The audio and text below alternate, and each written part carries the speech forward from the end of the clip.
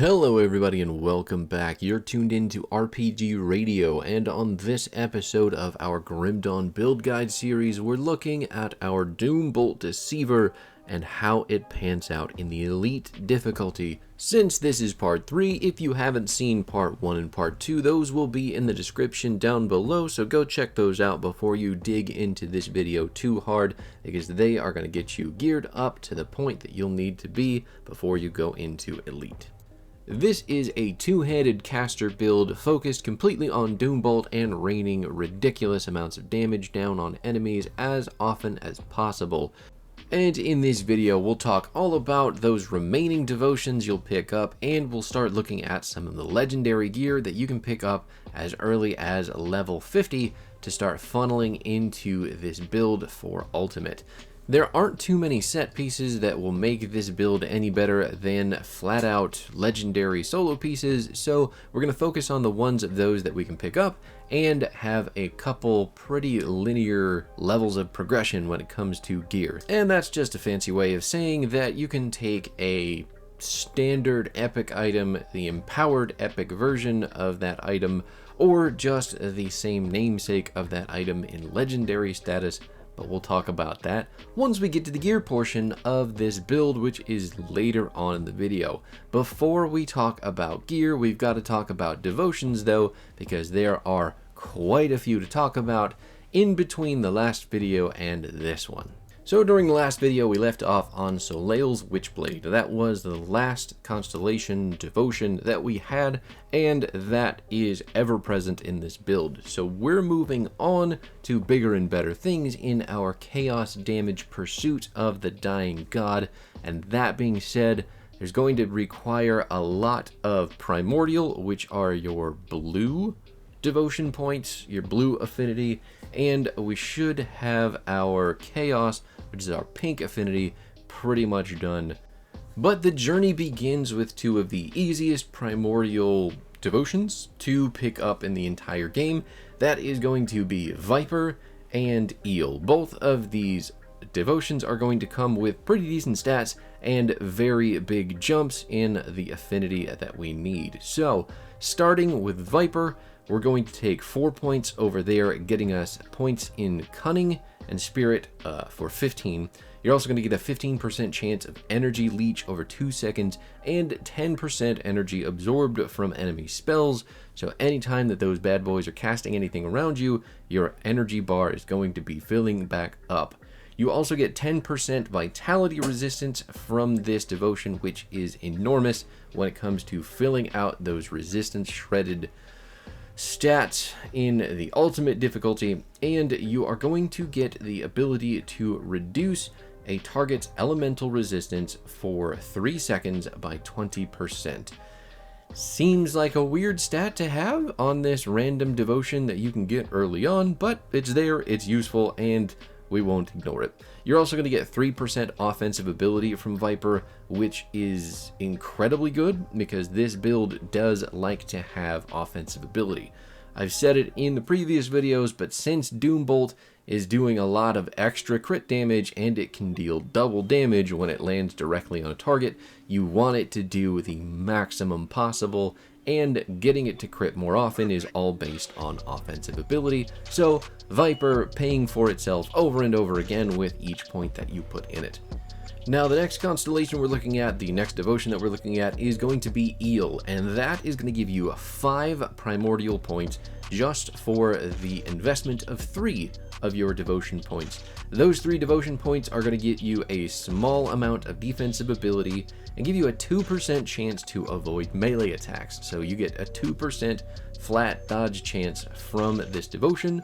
With the next point, you'll get 2% to dodge ranged attacks, which is your deflect chance, and another small amount of defensive ability, getting you a pretty moderate amount with the entire devotion.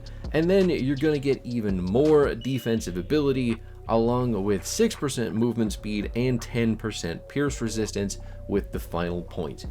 Eel is incredibly cheap and incredibly efficient for what it is getting you, and that is getting you into the dying god. So All that being said, having those very small percentages to dodge and deflect is still very useful, and you should not ignore that, but getting a big old chunk of defensive ability with all 3 of these points is excellent as well. Not to mention that pierce resistance does get more and more difficult to find as you get up into ultimate, so having it built into your kit, even with a couple devotions, is super worth it. But that leads us to our very first outer constellation, and arguably the only one that we're going to see a lot of effectiveness from. This build is also going to incorporate Abomination and Behemoth, but they will not be doing quite as much as Dying God will for our damage. That being said, Dying God does have a little bit of a caveat to it, because it is one of the only devotions that you'll see that active ability is going to eat your health rather than your energy, which is, to be honest with you, a little bit frustrating in this build. So there are a couple things that we'll talk about, but as far as the points themselves go, your first point into Dying God is going to increase your vitality damage and give you a big chunk of offensive ability. After that, you're going to get a big buff to chaos damage for 80% with another big chunk of offensive ability. Already incredibly good for Doombolt in every way, shape, and form. So point number 3 is going to get you 35 points into your spirit attribute. Now, spirit is ultimately going to be increasing the damage that you do with your magical abilities, so having that is not a bad thing. On top of the spirit increase, you're getting a 3% increase to your offensive ability, just like we were with the Viper. So put those 2 together, and you've got 6% offensive ability increased at that. Considering that all of the components that we can throw onto this build to increase that flat amount even further and get even more out of that percentage increase for offensive ability, you better believe that this build can crit on a whim. Now, your 4th point in the Dying God is going to give you a huge amount of offensive ability. You're going to get 45 actually. The previous 2 that we talked about were 20, so you're getting double that for just the 4th point invested into Dying God.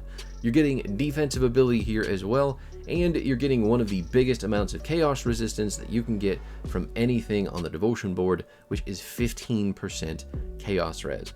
Once you get to ultimate, that 15% is going to be doing an absolute mountain of work for you, because chaos resistance is pretty tough to come by, but having it built into a devotion, just like the ones we just talked about, is super, super handy.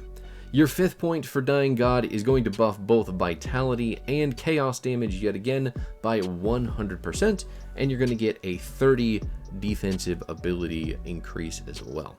The last point that is not our active ability on Dying God is probably the best part about it, because we're getting flat chaos damage here, so we're buffing our base chaos damage by 5 to 18, and that in and of itself, because our chaos damage and vitality damage, all of that stuff is buffed so crazy high, these base increases are even more important because they're going to get multiplied by an insane amount because of all the chaos and vitality damage buffing that our gear is doing, along with our other devotions, relics, all that sorts of stuff. So that being said, that flat vitality damage added to everything that we do is incredibly helpful.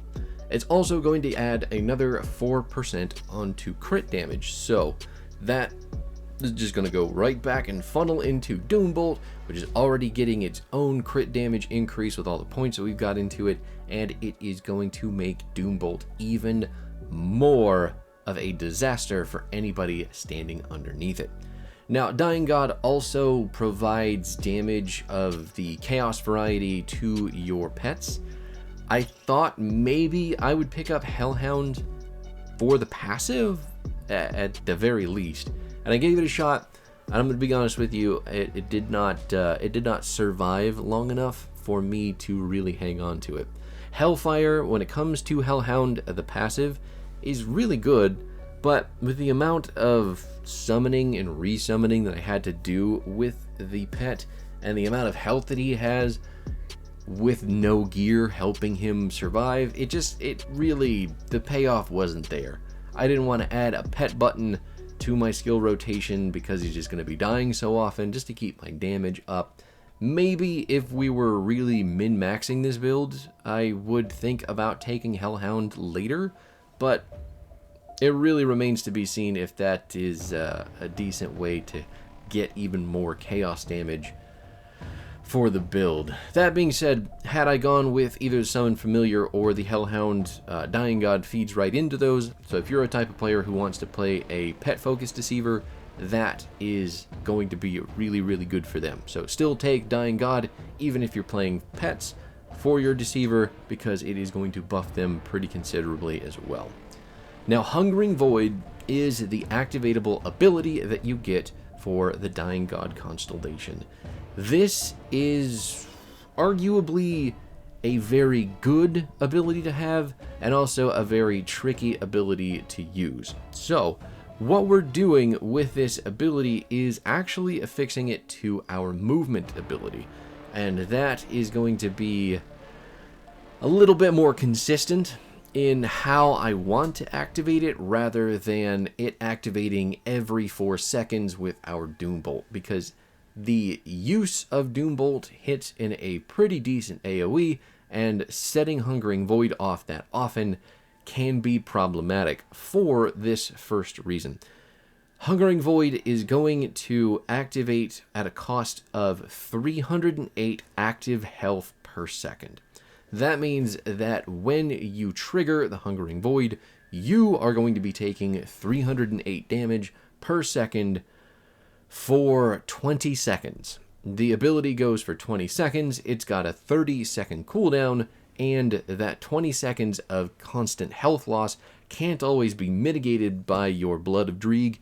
Sometimes I've had to dip into potions and get really spammy with my panic buttons, and that is really not something that you want to be doing with this build. It's not like it is an incredibly tanky build. It's definitely on kind of the mid-range of health. So if you get surrounded and you manage to get stunned or CC'd in any way, and you have the Hungering Void active ability going off, you're taking a ton of extra damage that you really probably don't want to be taking. So that said, the reason that this is worth it, the reason that it is worth that gamble, is for the remainder of the stats. So when Hungering Void goes off, in a 12-meter radius, everything around you, at least allied around you, is going to be getting 18% additional crit damage. It's getting 370% vitality, vitality decay, and chaos damage buffed. And it is going to give you a 10% increase to your total speed. Not only that, but when you get hit, you're getting hit for, or you're hitting back for 720 chaos retaliation, and there is a 70% chance that you will terrify the people hitting you for 3 seconds. So basically, when you get hit while the Hungering Void is active, you have a very good chance to send those monsters fleeing, hopefully mitigating some of the damage that you're taking through the passive itself. But more importantly than that, this ability is buffing your main 2 damage types astronomically, and it is giving you a huge increase to crit damage. So if we're only thinking about the Doombolt itself, coupled with the 18% that we are getting from that, the 4% that we got from the last point that we put in it, so we're at 22, and then Doombolt on its own is getting 45% additional crit damage at its maximum level. So that is, 67% extra crit damage anytime that Doombolt crits. That is disgusting. Absolutely unheard of amounts of damage from a single ability, but that's what Doombolt does because it's built to destroy entire worlds. Ultimately, though, that was a lot of exposition to talk about Dying God when there are a couple more devotions for us still to talk about. So, just remember, that's going to be a big, bad, important devotion for your build to do the maximum damage with Doombolt, but the remaining 2 that we've got also have a lot of utility in keeping you alive and also dealing maybe less damage, but still dealing a decent chunk extra damage.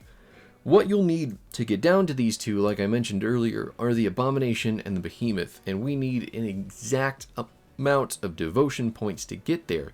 In order to do that, you'll need the Spider devotion as well as the Raven devotion.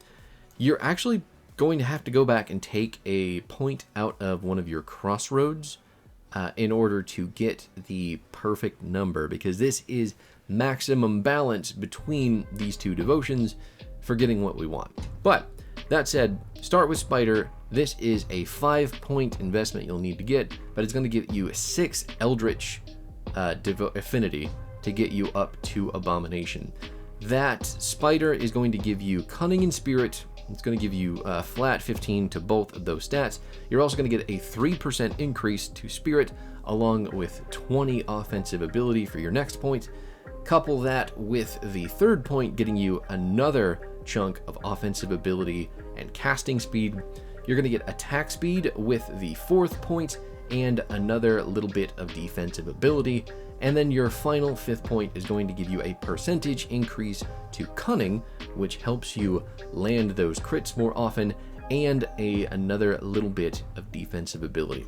Spider, all in all, really good passive stats, nothing incredibly shocking about it. No resistances built into it, but it is almost pure offensive stats if it weren't for those defensive ability increases that you're getting. Very good, very, very important for anybody trying to get to the outer edge of Eldritch Constellation. And after you're done with Spider, you're moving over to Raven. Your first point is going to get you another 15 into Spirit, increasing that magic damage yet again. We're not going to make use of any of the bonuses to pets that come with Raven, which is a little bit sad that they're being wasted, but at the same time, what we really want from this is the 5 Eldritch Affinity for our 4-point investment into it, making it efficient. At the second point, you're going to get a 10 flat offensive ability and +1 to your energy regen per second, which is not anything to scoff at. That's the word. With the energy regen, this build can get pretty energy hungry, so being able to steal it from enemies, being able to get it on your own, being able to regenerate more of it per second is always going to be helpful. After that, your third point will either get you 3% offensive ability or 15% offensive, or 15 flat offensive ability, sorry. And the final point will get you whichever that you didn't take. Sadly, yet again, the Raven has a bonus to all pets on both of those final points that you add, so maybe if you're the type of person who decides to get the Hellhound and the Familiar to follow you along, you can make more efficient use of the Raven, but really, that's all that we're after. We got the 5 exact points that we need, which means that we can go over to Behemoth and put exactly 3 points into it and nothing more. Your first point into Behemoth is going to get you an additional 30 health regen per sec, and your second point is going to get you 300 flat health. It's also going to give pets 12% increased health, but that's neither here nor there, like I mentioned just a second ago. Your final and third point for the Behemoth, we're going to ignore those bottom 3 points, because the third point will give you access to Giant's Blood.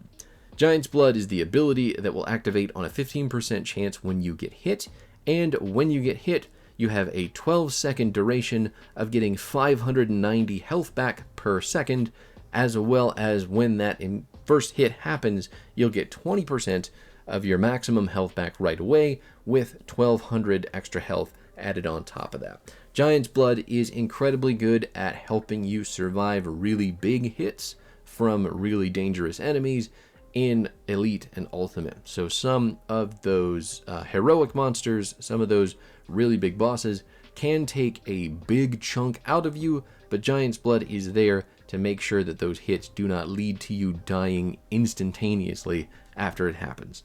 Now, our very last devotion is going to be the Abomination, and we only really want his left arm. So we're going to put 5 points into this one, starting with his feet, which is going to give us chaos and poison damage. It's a buff for 80%. And then your second point is going to give you a buff to acid, vitality, and vitality decay damage for 80% as well. You might remember that we deal a little bit of acid damage, so having that isn't entirely wasted like some of those bonuses to all pets. The third point for Abomination is going to give you 40 offensive ability, which is huge. You're going to get 20% poison and acid resistance, which is also huge because that is a difficult resistance to get filled up. And it's going to give you 3% maximum poison and acid resistance as well. So if you have 80% poison and acid resistance going into ultimate, you're actually going to bump that up to 83 as long as you have more built up than that. So if you have 90, normally you're capped at 80, now you're going to be capped at 83. There's other items, gear, all sorts of stuff that can increase those maximum resistances as well. So just icing on top to increase a very difficult resistance to keep maxed out in ultimate. The fourth point that you're going to get is vitality and chaos damage buffs for 80%, and you are going to get 400 flat health with another 40 offensive ability, meaning that Abomination is giving you a total of 80 offensive ability and a massive amount of health with buffs all across the board for every damage type that we really want.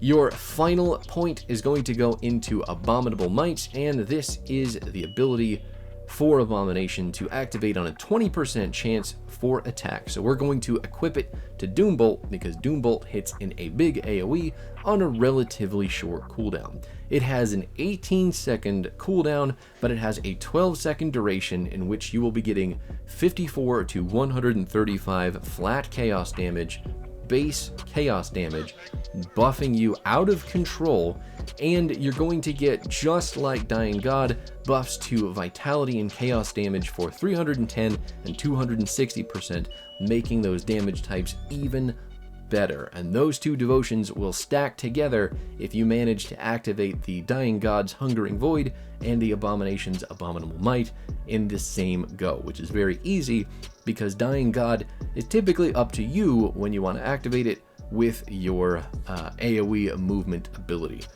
Abominable Might is definitely going to go off all the time anyway because you're going to be firing those Doom Bolts off like it's Christmas, and you really need to spread some Doom Bolt cheer. While that duration is going, you're also going to be converting 50% of your physical damage into chaos damage, which I explained in the last video with the gear that we were picking up, but that is an incredibly valuable stat. This duration is also going to give you 100% health regeneration, so thereby doubling your health regen that you're getting from Behemoth and just your base health regen as well. All of this coupled together makes these three outer devotions incredibly effective for helping you to deal more damage, stay alive longer, and maximizing the potency of your Doom Bolt, which is really everything that this build is about anyway, and that's all there is to it. So that's it for devotions. There are a couple things I want to mention about gear before we close this out, so we're going to run it down real quick on those. First off, we've got our relic upgrade. We have switched up to Soleil's Decimation from Terror. You do need Terror to build this relic, so when you do get it, you'll be getting bonuses to Vitality and Chaos damage, along with increases to Spirit, big increases to offensive ability, anywhere from 72 to 108. You're getting a % increased offensive ability as well, anywhere from 3 to 5, and you're getting +1 into all your skills in Occultist. That is, again, worth its weight in gold because Occultist does take up a huge amount of our points in this build. After that, you will get access to the ability Decimation, and this has a 100% chance to activate when you are hit.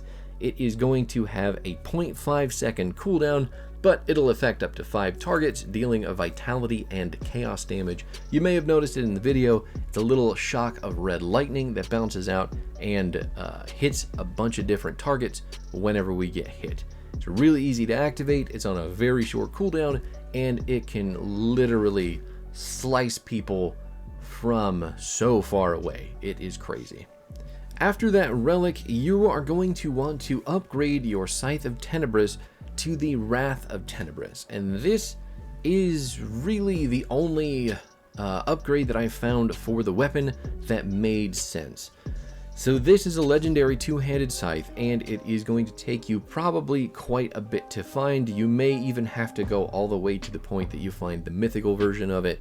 Regardless though, any amount of farming that you need to do for this scythe is going to be well worth it, because the Wrath of Tenebris is going to, number one, be all chaos damage. It does not do physical damage. The base damage of the weapon is chaos. It also adds more chaos damage onto your kit just as a passive stat. So the one that I'm looking at right now does anywhere from 225 to 295 as just the weapon's damage, and then it's going to add anywhere from 20 to 51 and 30 to 75 as a passive ability of the weapon, which is nuts, because that means that all of your skills that are chaos based are going to get that added onto them. So really good stuff there. It's also converting 12 to 16% of its attack damage into health for you, meaning that all of the ridiculous damage that we do with our abilities will be getting us some manner of life leech back. It gives you a very big buff to chaos damage, anywhere from 220 to 329%. And if you do manage to soak up any lightning damage in your build, it will be converted at 40 to 60% into chaos. So after all those stats are done, you're going to be getting a big chunk of flat health with the scythe. You're going to get a very big chunk of offensive ability, anywhere from 48 to 72, and you get an enormous amount of attack speed, even though we're not really making big use of attack speed in this build. More than that though, after the attack speed, you're getting a +3 to Doombolt, and you are getting +2 to all skills in Occultist. The Wrath of Tenebris, just alone for the points into Doombolt and the points into all the Occultist skills, is just godly, just how well it works for this build. So switching out the Scythe of Tenebris to the Wrath of Tenebris is a must, I think. If you hit level 75 and you still don't have it, the build will be just fine with the Scythe of Tenebris, but Wrath of Tenebris is a big spike further if you can manage to find it. It also gives you another Doombolt, which is on a 25% chance to attack, and that Doombolt can do the same thing with a little bit less damage than our basic Doombolt. So that'll be dealing vitality and chaos damage, reducing enemies' health by 25%, and deals damage, double damage, when it hits a specific target. So those were the big gear pieces that I wanted to talk about for Elite. Once we get into Ultimate next week, we'll have a fully fleshed out build with mostly Ultimate gear, and we can talk about components too. But that's it for me, everybody. Thanks so much for hanging out. I will catch you guys next time. Peace out.